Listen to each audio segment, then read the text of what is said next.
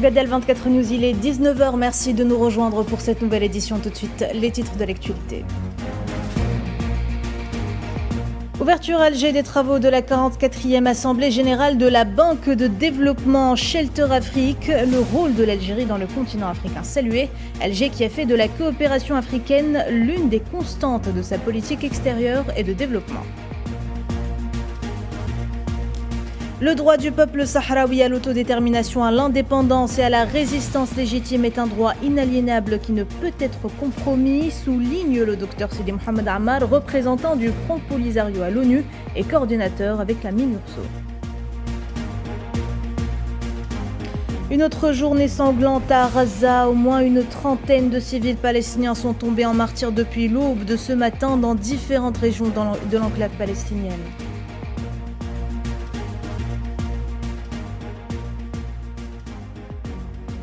Au Liban, au moins 12 civils sont tombés en martyrs dans de nouveaux bombardements des forces d'occupation sionistes prenant pour cible les régions libanaises de Baalbek et la plaine de la Beqa. La France connaît une augmentation significative de sa dette publique atteignant près de 3 345 milliards d'euros, soit 114% du PIB. Alors que le pays s'endette de 5 000 euros chaque seconde, François Bayrou propose la suppression de 2 jours fériés. Il annonce dans la foulée l'augmentation du budget défense à 44 milliards d'euros. Bonsoir à toutes et à tous. Les travaux de la 44e Assemblée générale de la Banque de développement Shelter Afrique ont débuté ce mardi à Alger avec au programme l'examen des stratégies favorisant des logements abordables et le développement urbain durable en Afrique. Le ministre de l'Habitat, de l'Urbanisme et de la Ville, Mohamed Tarek Belaribi, a présidé l'ouverture de ces travaux en présence de membres du gouvernement et de la vice-présidente de la Commission de l'Union africaine, Salma Malika Haddadi. Les réunions prévues dans ce cadre permettront donc d'examiner les performances de la Chafdebi à travers des tables rondes ministérielles, des dialogues politiques de haut niveau et des sessions plénières pour explorer les solutions locales aux défis du logement, toujours dans le cadre de la coopération africaine, une constante de la politique algérienne.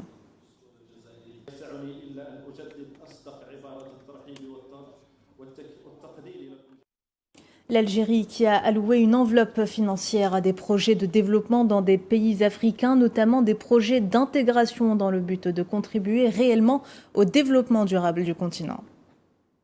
لقد جعلت الجزائر بقيادة رئيس الجمهورية السيد عبد المجيد تبون. L'Algérie, sous la conduite du président de la République Abdelmadjid Tebboune, a fait de la coopération africaine un choix stratégique et l'un des principes fondamentaux de sa politique étrangère. Dans ce cadre, l'Algérie s'est engagée à travers les différentes étapes à concrétiser cette vision en projet tangible consacrant l'intégration africaine et faisant de notre espace un espace ouvert et interconnecté. L'un des exemples les plus marquants de cette orientation est son pari sur les infrastructures structurelles à travers le lancement de grands projets stratégiques. En confirmation de cette démarche, l'Algérie a consacré une enveloppe financière au profit de l'Agence algérienne de coopération internationale pour la solidarité et le développement afin de financer des projets de développement dans les pays africains, notamment ceux à caractère intégrateur ou susceptibles de contribuer concrètement à l'impulsion du développement durable dans notre continent. Dans son discours, le ministre algérien de l'Habitat a souligné que l'Algérie a fait de l'accès au logement une priorité absolue, consciente que la pierre angulaire de la stabilité sociale passe par un cadre de vie décent et digne.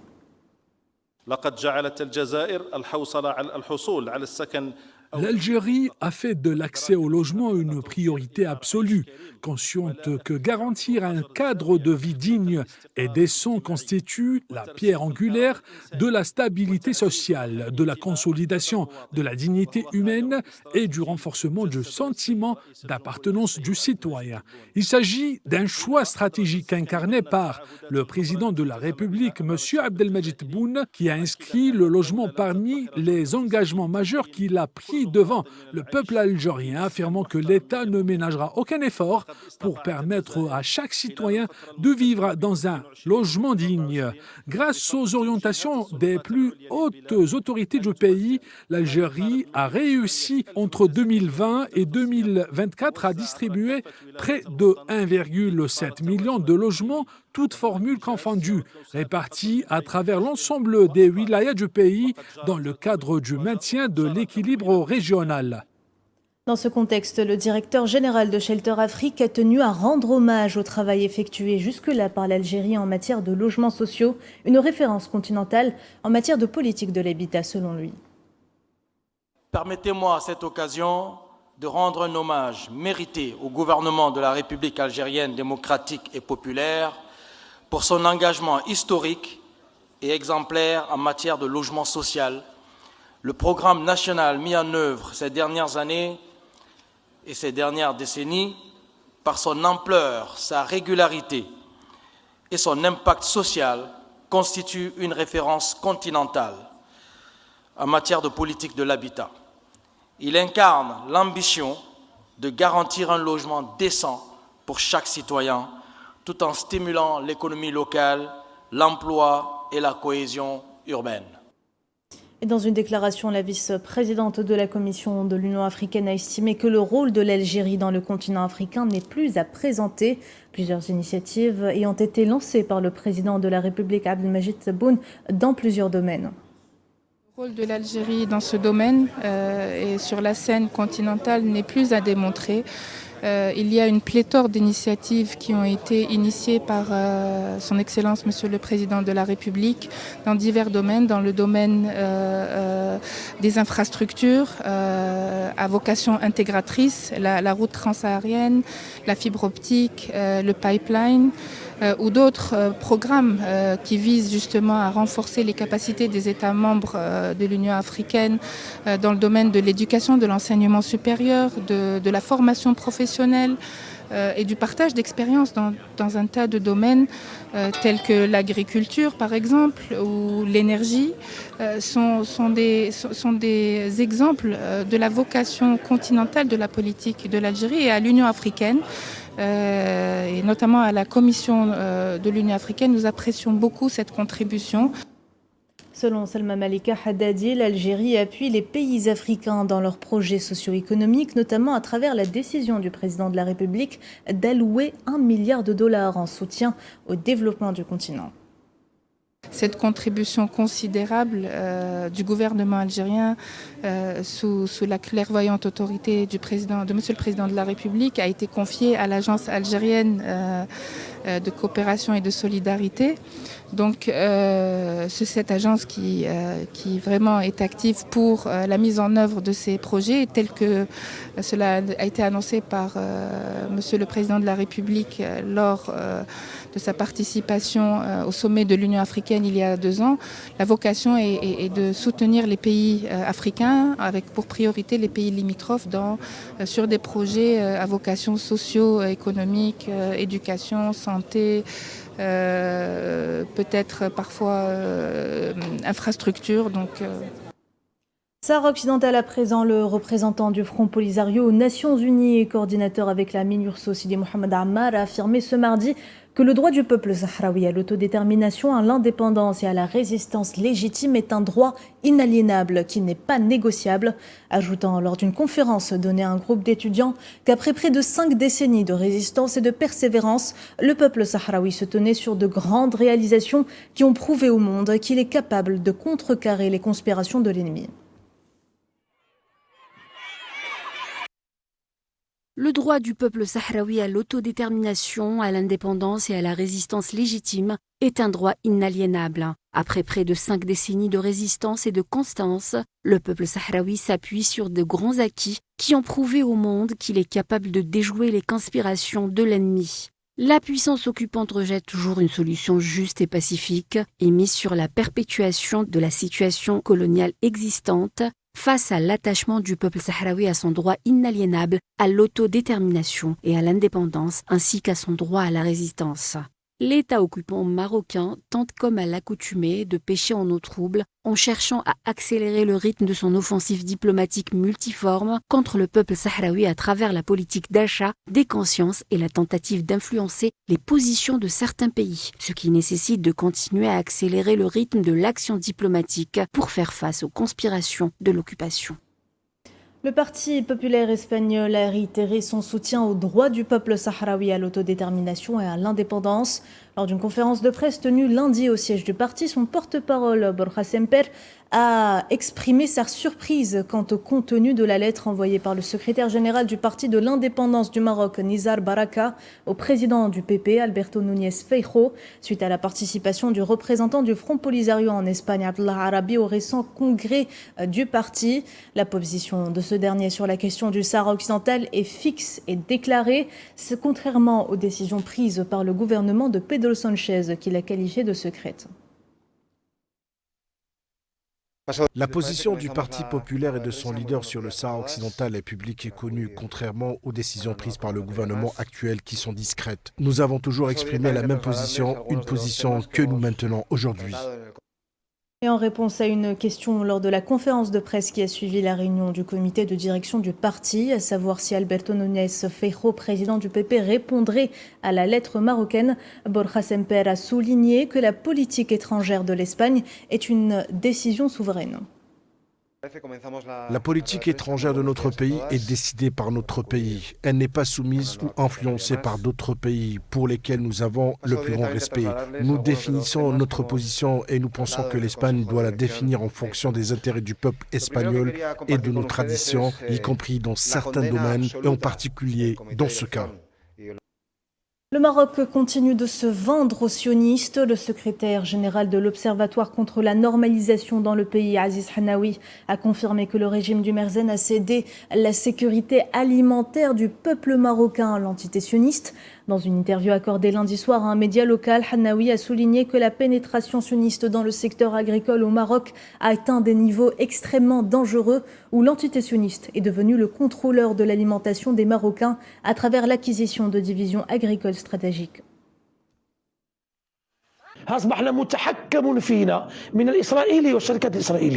Nous sommes sous le contrôle d'Israël et d'entreprises israéliennes qui ont la même mise sur les céréales, fruits et légumes. Nous sommes victimes du vol de certaines récoltes comme l'argan, les dattes et l'huile d'olive.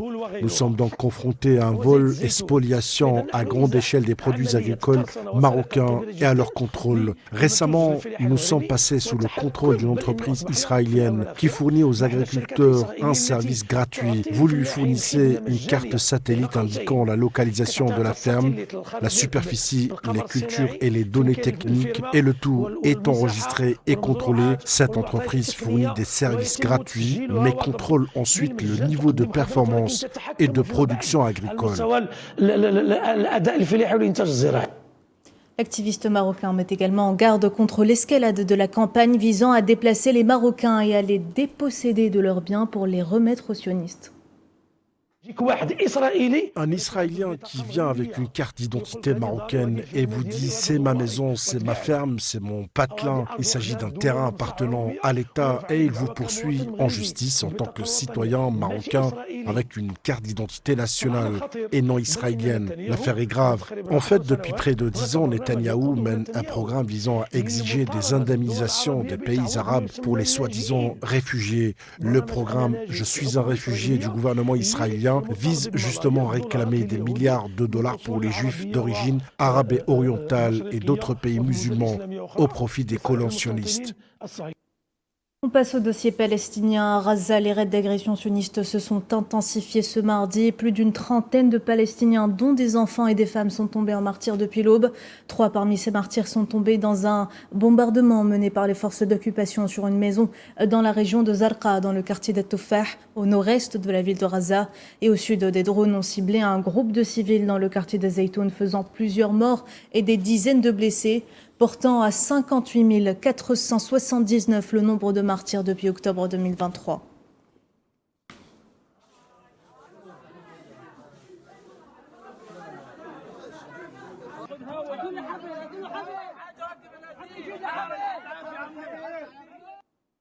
Plus de 800 Palestiniens ont été assassinés depuis la fin mai en tentant d'obtenir de l'aide humanitaire à Gaza, selon l'ONU. Un endroit où les centres de distribution d'aide sont devenus des terrains de jeu pour les forces d'occupation qui ciblent avec la plus grande des précisions les civils affamés et sans défense. Madame Zenzitoune. 875. C'est le nombre de civils palestiniens assassinés dans des points d'aide à Gaza au cours des 6 dernières semaines. Un bilan établi par le Bureau des droits de l'homme des Nations Unies.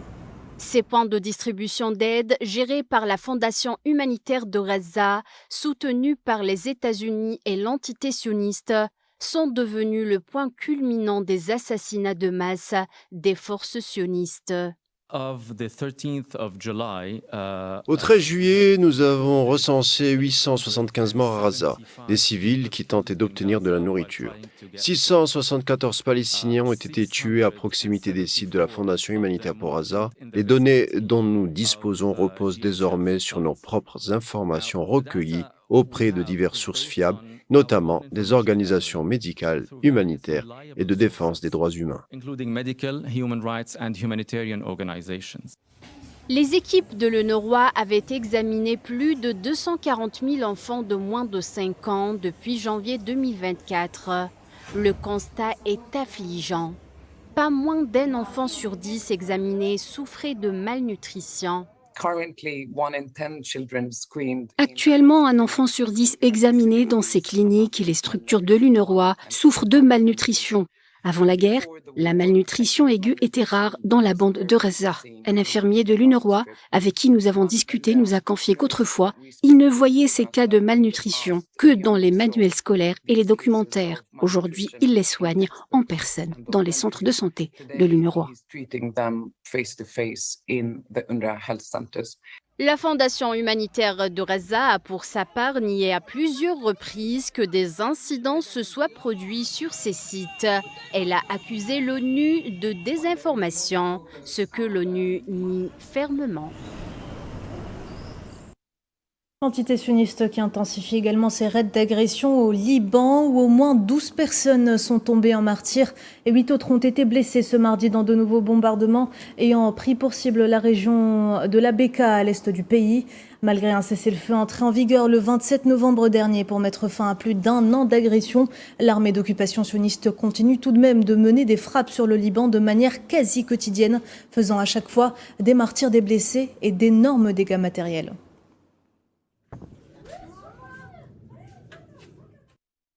Au Yémen, les agriculteurs et les éleveurs de bétail ont depuis des décennies subi les affres de la sécheresse et du manque de ressources hydriques.